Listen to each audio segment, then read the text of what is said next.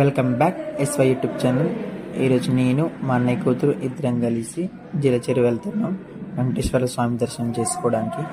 తను ఎప్పుడు రాలేదు, మొదటిసారి వెంకటేశ్వర స్వామి గుడి దగ్గరికి రావడం.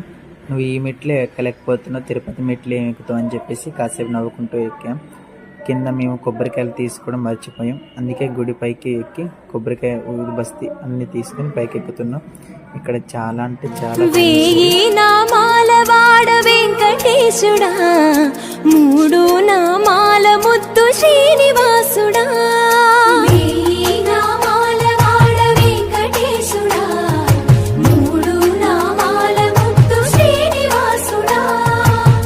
కోటి కోటి దండాల